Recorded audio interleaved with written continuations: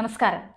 രാഷ്ട്രീയ സംഘടനകൾക്ക് മതത്തിൽ ഇടപെടാൻ അധികാരമില്ലെന്ന് വർഷങ്ങൾക്ക് മുൻപ് പറഞ്ഞ കാന്താപുരം ഇപ്പോൾ ന്യൂനപക്ഷ മന്ത്രിയായ ജോർജ് കുര്യനുമായി കൂടിക്കാഴ്ച നടത്തിയിരിക്കുന്നു. ലോക്സഭാ ഇലക്ഷന് പിണറായിക്ക് വോട്ട് നൽകാമെന്ന് പറഞ്ഞ കാന്താപുര വിഭാഗം ഇപ്പോൾ ഇടതു തോൽവിയുടെ പശ്ചാത്തലത്തിലാണ് ജോർജ് കുര്യനുമായി ചർച്ച നടത്തുന്നത്. ഹിന്ദുക്കളെ പോലെ തന്നെ ക്രൈസ്തവരെയും മുസ്ലിങ്ങളെയും ചേർത്ത് നിർത്താൻ ഒരുങ്ങുകയാണ് പ്രധാനമന്ത്രി നരേന്ദ്രമോദി. കഴിഞ്ഞ ദിവസമാണ് പ്രധാനമന്ത്രി നരേന്ദ്രമോദിയെ നേരിട്ട് കണ്ട് Catholic bishop conference of India കൂടിക്കാഴ്ച നടത്തിയത്.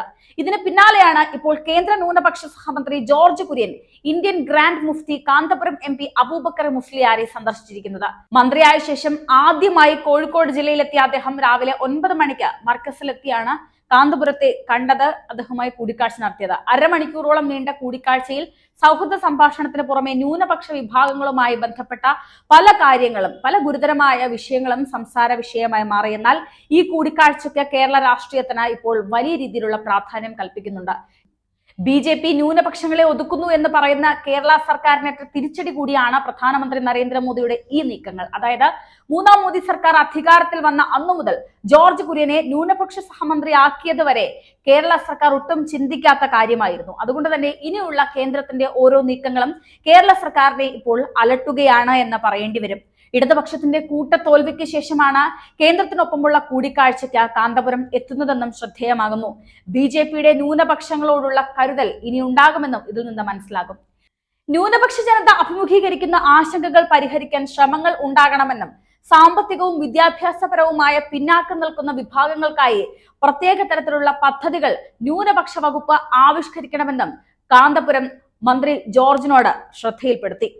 ഉന്നത കലാലയങ്ങളിൽ പഠിക്കുന്ന ന്യൂനപക്ഷ വിദ്യാർത്ഥികൾക്ക് ഏറെ സഹായകമായിരുന്ന മൗലാന ആസാദ് നാഷണൽ ഫെലോഷിപ്പിലെ അപാകതകൾ പരിഹരിക്കുക, അലിഗഡ് യൂണിവേഴ്സിറ്റി മലപ്പുറം സെന്ററിനായി പ്രത്യേക പാക്കേജ് നടപ്പിലാക്കുക തുടങ്ങിയ കാര്യങ്ങളും ഗ്രാൻഡ് മുഫ്തി ഉണർത്തി.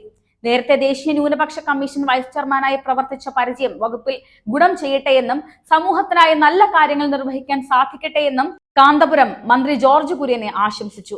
എല്ലാ ജനവിഭാഗങ്ങളുടെയും ക്ഷേമവും പുരോഗതിയും സർക്കാരിന്റെ ലക്ഷ്യമാണെന്നും ന്യൂനപക്ഷങ്ങൾക്ക് ആശങ്കകൾ ഉണ്ടെങ്കിൽ അത് പരിഹരിക്കുമെന്നും മന്ത്രിയും കാന്തപുരത്തിന് ഉറപ്പു നൽകി. മർക്കസ് സാമൂഹ്യക്ഷേമ മിഷനായ RCFIയുടെ ഭിന്നശേഷി സംഗമത്തിലും മന്ത്രി സംബന്ധിച്ചു. ലോക്സഭാ തെരഞ്ഞെടുപ്പിൽ കാന്തപുരം AP അബൂബക്കർ മുസ്ലിയാരുടെ നേതൃത്വത്തിലുണ്ടായിരുന്ന സുന്നി വിഭാഗത്തിന്റെ പിന്തുണ ഇടതുമുന്നണിക്കായിരുന്നു. കാന്തപുരം വിഭാഗത്തിന്റെ രാഷ്ട്രീയകാര്യ സമിതി ചേർന്നായിരുന്നു ഇടതുപക്ഷത്തിന് പിന്തുണ നൽകാൻ തീരുമാനിച്ചത്. പിന്തുണ ആർക്കെന്ന് പരസ്യമാക്കുന്ന പതിവ് കാന്തപുരം വിഭാഗത്തിന് ഇല്ലെങ്കിലും പുറത്തുവിട്ട സൂചനകളിൽ നിന്ന് രാഷ്ട്രീയ ചായ്വ് ഇടതുപക്ഷത്തോടായിരുന്നു എന്നാണ് മനസ്സിലാക്കിയത്.